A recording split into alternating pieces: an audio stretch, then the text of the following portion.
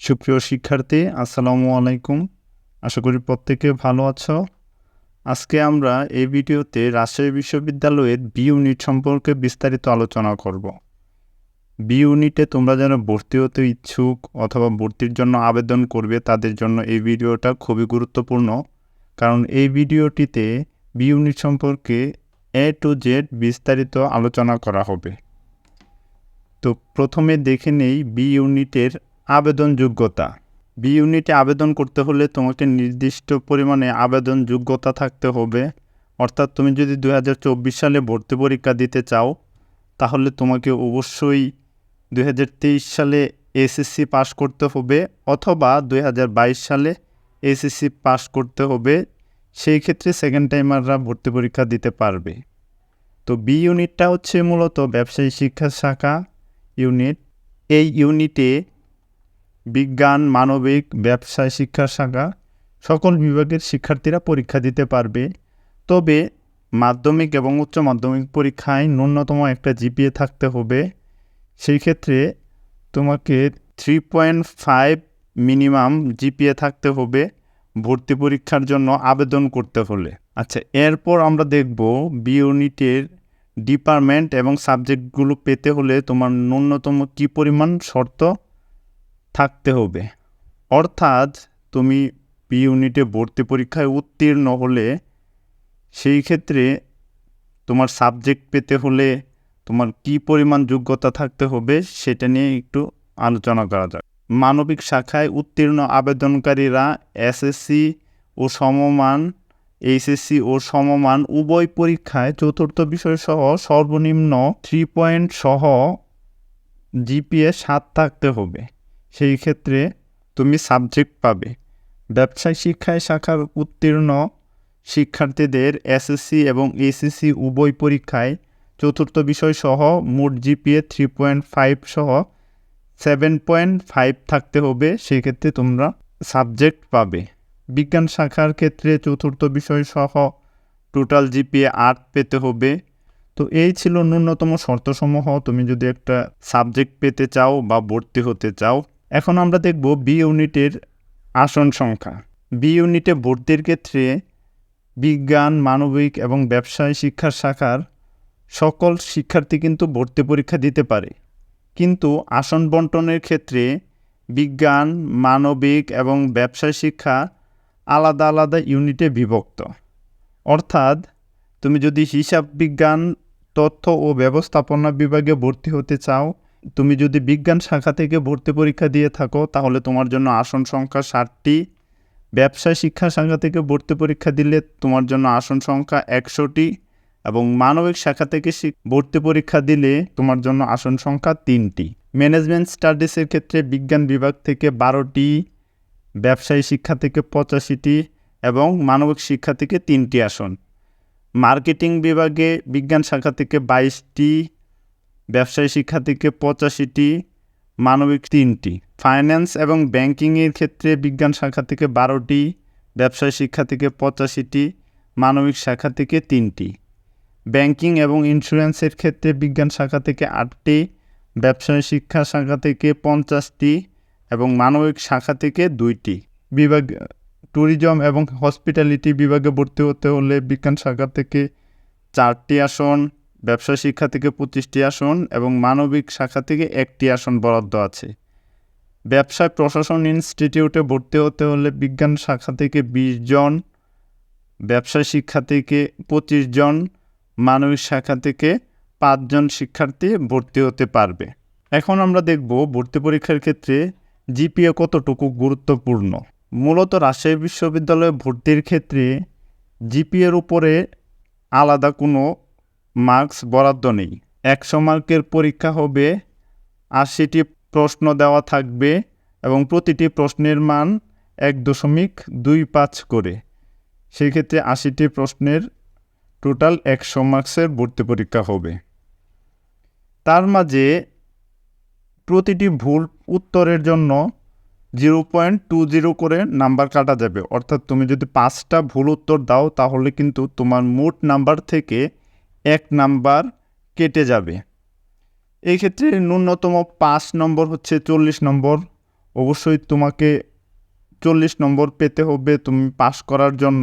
তো এই ছিল জিপিএ নিয়ে মোটামুটি আলোচনা। এখন আমরা দেখব ভর্তি পরীক্ষার মান বন্টন। তো ভর্তি পরীক্ষার মান বন্টন ব্যবসায় শিক্ষা শাখার ক্ষেত্রে একরকম, বিজ্ঞান এবং মানবিক শিক্ষার শাখার থেকে অন্যরকম।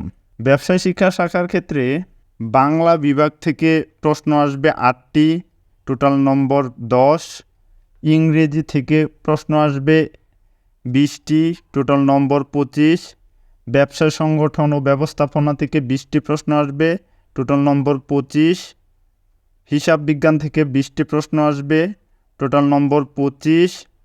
আইসিটি থেকে 12টি প্রশ্ন আসবে, টোটাল নম্বর 15।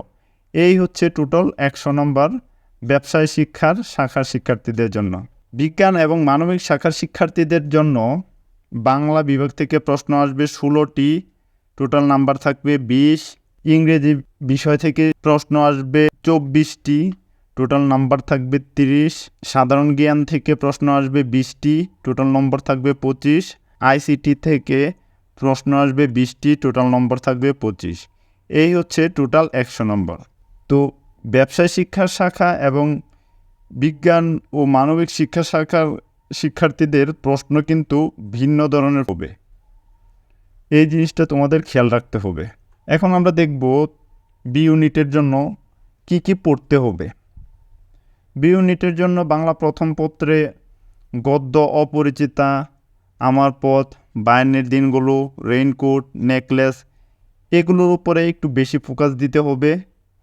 তাছাড়া 2023-24 সেশনের ভর্তি সার্কুলারে যদি কোনো চেঞ্জ আসে তাহলে পরবর্তীতে অন্য কোনো একটা ভিডিওতে আমরা সেই ব্যাপারগুলো নিয়ে বিস্তারিত আলোচনা করব। এরপর পদ্য অংশে ঐকতান, সাম্যবাদী, তাহারেই পরে মনে, অর্থাৎ তাহারেই মনে পড়ে সেই অস্ত্র, ফেব্রুয়ারি 1969, এইগুলো একটু বেশি গুরুত্ব দিতে হবে। তারপর বাংলা সহপাঠ থেকে লাল সালু উপন্যাস এবং সিরাজউদ্দৌলা নাটকটা ভালো করে পড়তে হবে। বাংলা দ্বিতীয় পত্রের ক্ষেত্রে বানান শুদ্ধিকরণ, প্রয়োগ অপপ্রয়োগ, বাক্য, সমাস, উপসর্গ, পারিভাষিক শব্দ, অনুবাদ, উচ্চারণ, পদ, শব্দ, এগুলোর উপরে ভালো করে ফোকাস দিতে হবে, কারণ এগুলো থেকে ম্যাক্সিমাম টাইমে কোশ্চেন আসে। তারপর আমরা দেখব ইংরেজি প্রথম পত্র। ইংরেজি প্রথম পত্র অর্থাৎ ইংরেজি লিটারেচারের ক্ষেত্রে ইউনিট 1, 2, 3, 4, 5, 6, 7 এবং ইউনিট 12, এগুলোর উপরে ভালো করে ফোকাস দিতে হবে।